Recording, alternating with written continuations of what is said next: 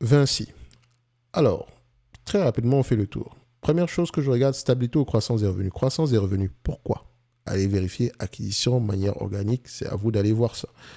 Marges brutes, est-ce qu'elles sont stables ou croissantes? Elles sont au moins stables, c'est une bonne chose, ok? Ensuite, les marges EBITDA, est-ce qu'elles vont dans le même sens? Est-ce qu'elles sont également stables? On constate ici que les marges EBITDA sont également stables. J'aime bien ça. Donc, on a une croissance des revenus, d'accord? Maintien des marges, c'est déjà assez intéressant.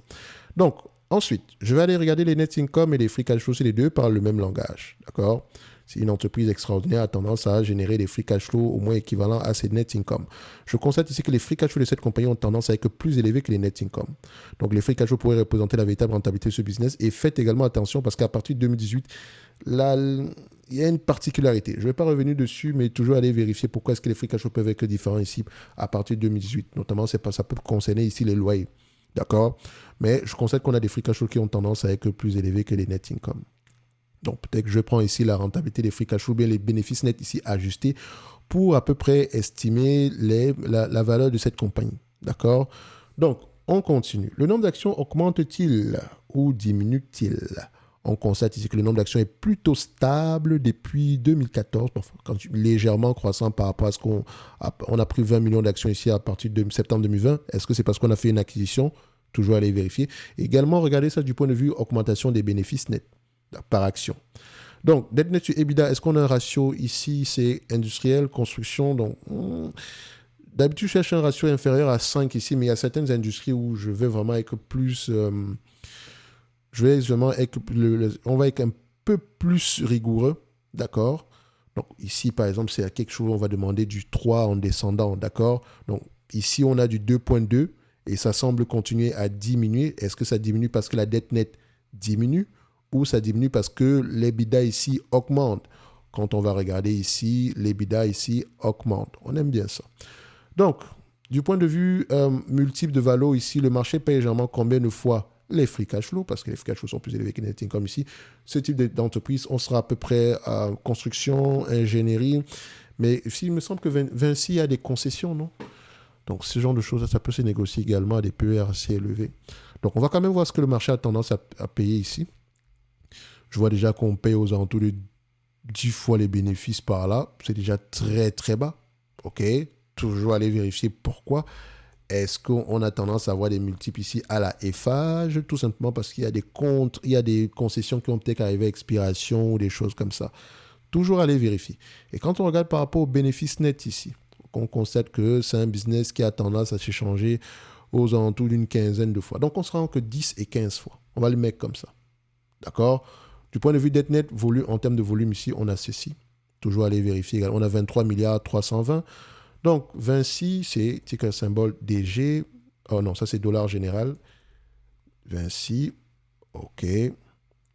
Un like, un abonnement, un commentaire, ça fait toujours plaisir également. N'oubliez pas, en lien dans la description de la vidéo, vous avez la top newsletter et également les notes d'analyse à accès gratuit jusqu'au 29 du mois de février. Les notes d'analyse sont basées sur la lecture des rapports financiers, l'écoute des conférences call uniquement sur des entreprises qui, moi, m'intéressent. C'est-à-dire que je lis, j'écoute et je fais le suivi derrière. Tant que le scénario d'investissement de départ est toujours d'actualité, on continue à faire le suivi. Ça vous permet également ici d'avoir un point de départ ici pour vos futures analyses. OK? Donc, on continue. Euh, on va voir ici la dette. On allait vérifier ici la dette nette. Voilà. Alors, ça donne quoi ici en termes du point de vue dette nette? Je vais toujours comparer avec plusieurs agrégateurs ici. Dette nette. Operating lease commitment. Ok, c'est également bien ici. Sur les deux, trois, pas grand-chose. Alors, la dette nette, on a aux alentours de 18 milliards en 2020, en fin d'année 2022 ici. Vu que c'est une compagnie européenne, il y a de fortes chances que je n'ai pas des informations trimestre après trimestre, parce qu'une fois que je vais mettre quarterly ici, ça peut marquer erreur. J'actualise un tout petit peu. Qu'est-ce qu'on aura ici? Vous voyez, ça marque une erreur. Tout simplement parce que les compagnies européennes ne publient pas leurs résultats financiers entiers trimestre après trimestre. Certains trimestres, c'est uniquement le revenu. Par exemple, vous aurez les informations sur le bilan ici au quatrième trimestre, donc rapport annuel, et le rapport semestriel.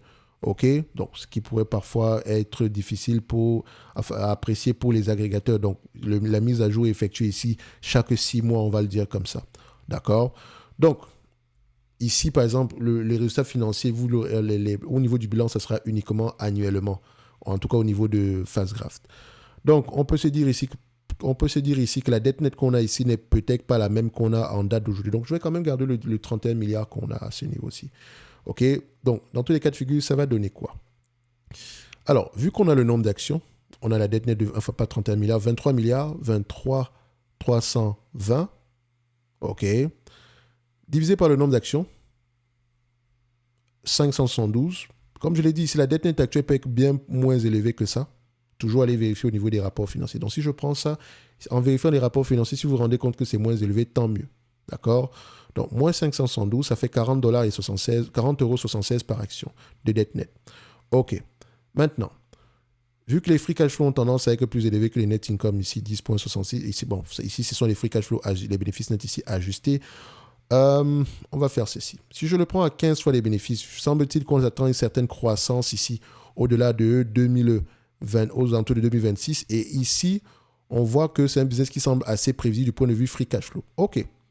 À 15 fois les bénéfices, on sera à 213 € l'action. 213 € l'action, moins la dette nette à 40 €. 40 € et poussière, d'accord. Ça donne à peu près ici aux alentours de 173 € potentiels. Par rapport au prix actuel, ça semble intéressant. Le plus important maintenant, c'est qu'on ait du 14 € au moins pour les années à venir, au-delà de 2026. Pas juste 14 € en 2026 pour avoir 10 € après. Donc, il faut faire très attention. On me demande de payer 117 € ici, un business qui pourrait me rapporter à peu près 14,26 € d'ici 2026. D'accord? C'est un 12% de rendement. Et vu qu'elle s'échange à 15 fois les bénéfices maximum ici, d'accord, donc on voit ici que d'habitude, le rendement moyen est de 6,66%. Or, aujourd'hui, on pourrait potentiellement avoir du 12% demain. Donc, ça pourrait être sous-évalué. Mais au cas où ça n'arrive pas, on voit quand même que c'est un business qui a tendance à rapporter du 10 € par là. On me demande de payer 10 € en date d'aujourd'hui, 117 €, un business qui pourrait me rapporter 10 € en moyenne, soit 8,54%. Rappelez-vous que c'est un business qui rapporte à peu près aux alentours de 6,66%, donc potentiellement également légèrement sous-évalué. Ça en prend en considération la dette, bien sûr. À 10 fois les bénéfices, je ne prends pas en considération la dette. OK, donc au prix actuel, ce n'est pas mauvais de continuer ça ne serait pas si fou que ça de continuer à regarder en profondeur du Vinci. Quelle activité on mène ici? Pourquoi est-ce qu'on pense qu'on aura de la croissance demain? Quelle est la stratégie du management ici? Au niveau des marges, ça se passe comment? Blablabli et blablabla. Bref, on a un ensemble de questions à poser ici avant même d'investir un quelconque dollar. Du point de vue quantitatif, c'est toujours intéressant. D'accord? C'est pas surprenant. Je pense que depuis qu'on analyse du Vinci ici, ça a toujours été assez intéressant. En tout cas, j'aime bien ce que je vois en date d'aujourd'hui. Du point de vue ici, utilisation des actifs, on va quand même regarder. J'aimerais bien que ce soit aux alentours de 15% en montant. Qu'est-ce qu'on a ici? On a quelque chose qui... surtout regarder la stabilité, la moyenne, d'accord? On est aux alentours de 30% et plus, 40% même par là. Donc, Vinci, c'est assez intéressant. C'est une entreprise assez bien gérée. En tout cas, je trouve jusqu'aujourd'hui. Donc, comme je l'ai mentionné, ceci n'est que mon point de vue et non un conseil d'investissement. Comme d'habitude, je me réserve le droit de me tromper. Je n'investirai jamais sur une compagnie sans lire mes rapports financiers. Ici, on a fait un état des lieux ici au niveau des états financiers. D'accord? Et encore, c'est assez rapide parce qu'on a des questions à les poser au niveau de la dette, au niveau de la croissance des revenus, d'où est-ce que ça provient, etc., etc. D'accord? Rapport financier.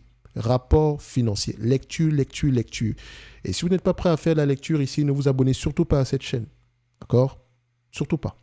Donc, vous avez accès aux notes d'analyse ici, gratuitement jusqu'au 29 du mois de février, où moi, je lis les rapports financiers, j'écoute des conférences comme sur les entreprises qui, moi, me semblent intéressantes. Ce qui veut dire ici que je fais également le suivi derrière. Donc, si ces entreprises-là semblent intéressantes en date d'aujourd'hui, si le scénario d'investissement de départ est toujours d'actualité, on continue à faire le suivi. Mais ça, le suivi, vous l'aurez après le 29 du mois de février, bien sûr. Donc, vous aurez à peu près une dizaine d'entreprises ici gratuitement. À vous d'aller voir, principalement les entreprises ici éligibles au CTO. D'accord? N'oubliez pas également que enfin, on peut avoir quelques entreprises ici pour le PEA. Je pense on avait du ASML à l'intérieur, etc. Mais voilà, ce sera 95%, disons même 99% des entités uniquement éligibles au CTO. Bref, il n'y a pas que la France sur la chaîne Top Invest, ok? Il y a des Belges, il y a des Suisses, il y a des Canadiens, donc faites attention ici, ok? Donc, je vois toujours des gens, oui, mais le PEA, c'est mieux. Non, non, non, non, non, non. D'accord? Les deux, tout va ensemble. D'accord?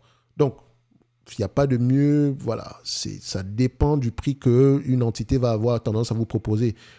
Beaucoup de gens auraient été contents ici d'acheter du Meta à 100 $. OK?